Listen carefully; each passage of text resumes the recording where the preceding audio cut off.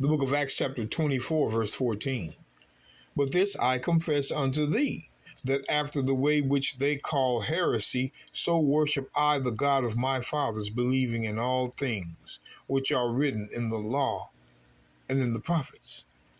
Now, this is Paul's testimony unto Felix. You'll find that in verse 3, Acts 24 and 3. But look what he tells Felix. You Christians, it's going to be hard in the future for you. See, come to this verse, Christians, but this the I is Paul, confess unto thee, that after the way which they call heresy, the Jews, so worship I the God of my fathers. Paul says, so worship I. This is how I worship. So worship the God of my fathers, believing in all things which are written in the law and in the prophets. Paul worshiped God according to the Old Testament. We ain't going to keep on explaining this to y'all.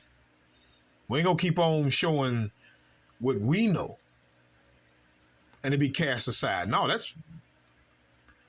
we have the verse, Christians, that shows how Paul worshiped God. And he worshiped God believing in all things which were written in the law and in the prophets. Not something new.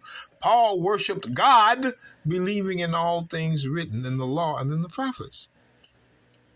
He worshiped God according to the Old Testament. Here's the verse. Let's get another one. These are slaps in the face of the Christian, because we're showing you what Paul did, chapter and verse. Acts 26:22. Having therefore obtained help. Now he's in front of Agrippa. It was Felix at first, now it's Agrippa. Having therefore obtained help of God, the I is Paul. The I is Paul the apostle. Continue unto this day, witnessing both to small and great, saying none other things than those which the prophets and Moses did say should come. Did you read that, Christians? Or is it too much pork in the veins? Brothers and sisters, pay attention to this. Having therefore obtained help of God, I continue unto this day, witnessing both to small and great, saying none other things. Saying none other things mean he didn't speak anything else. He didn't say anything else but that which Moses and the prophets did say should come. Saying none other things than those which the prophets and Moses did say should come. Paul spoke nothing but the prophets and Moses. Again, the law and the prophets. Paul believed and worshiped according to the law and the prophets, and he spoke nothing but the law and the prophets. And when he went to the synagogue on the Sabbath, let's see. Now, brothers and sisters, need I mind you, Christ has been long dead, and they still speaking the law and the prophets? Well, let's see. The book of Acts 13, verse 14. It says, but when they departed from Perga, they came to Antioch in Pisidia, and went in the synagogue on the Sabbath day and sat down. And after the reading of the law and of the prophets, the rulers of the synagogue sent unto him, saying, ye men and brethren, if ye have any word of exhortation for the people, say on. Let's see if Paul said, why are you guys still reading out of the law and the prophets? Let's see if he corrected them. Because he sat down and listened to them read the law and the prophets far after Christ has been dead. But let's see what Paul says. Then Paul stood up and beckoning with his hand, said, men of Israel, and ye that fear God, give audience. Now, hold on. That's one more verse. The God of this people of Israel. The God of this people of Israel.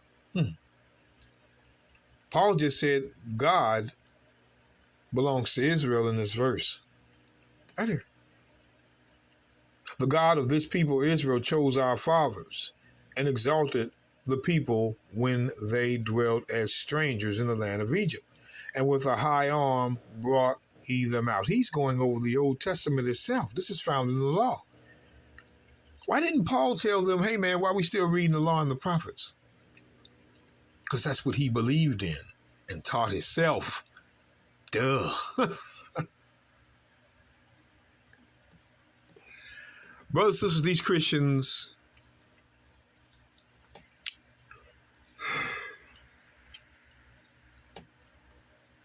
the book of 1 Peter chapter 4, verse 11. Just real quick. 1 Peter chapter 4. Watch Peter. I'm going here for a reason. I just want to. Peter says, if any man speak, let him speak the oracles of God. The oracles of God are the laws. Why? I thought Christ did away with it on the cross. Why are they still telling them to speak the laws? The oracles of God are the laws and the prophets. The oracles are laws. If any man minister, let him do it as the ability which God giveth. Which God giveth. God gives them the ability. That God in all things may be glorified through the Messiah Christ, to whom be praise and dominion forever and ever. Now, here's what I want to do. I want to get one more. Now, here's the resurrected Christ. Book of Luke. Christ is resurrected from the dead. And he's going to talk to a couple of men. But we're going to get it straightforward. But watch this. The book of Luke 24:24. And certain of them which were with us went to the sepulchre, and found it, even so as the women had said, but him they saw not. Then he said unto them, O fools, and slow of heart to believe all that the prophets have spoken. Ought not Christ to have suffered these things, and to enter into his glory? Now watch Christ. Watch what Christ does. And beginning at Moses and all the prophets. Brothers and sisters, when Moses and the prophets are being read by a resurrected Christ, it makes you scratch your head. Christ, which is now resurrected from the grave, out of the grave, is teaching them the law and the prophets.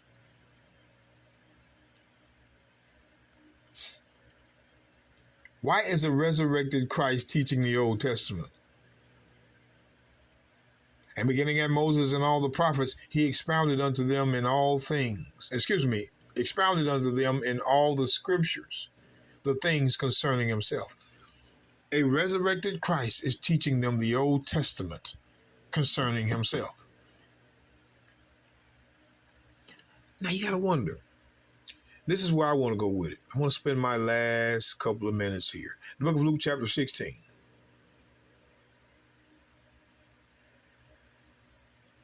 I want you to pay attention. Verse 27. Luke 16:27.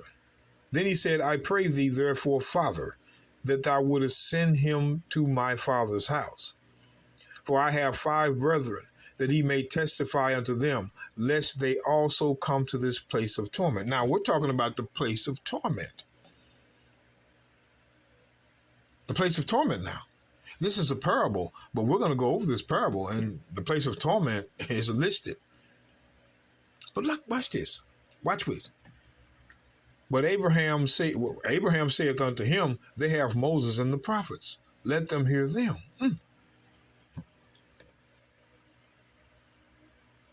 So Moses and the prophets keep them from going to the place of torment.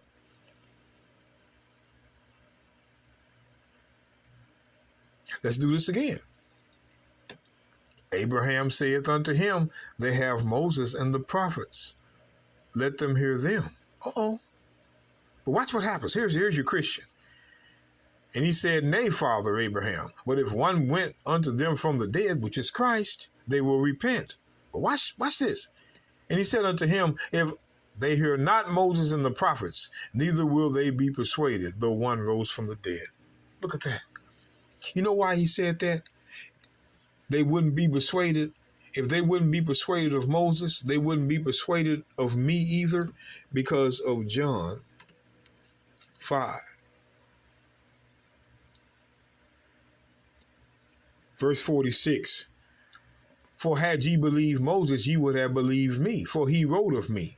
But if ye believe not his writings, how shall ye believe my words? Why did he say that? Because Christ's words was Moses' words. Think about it.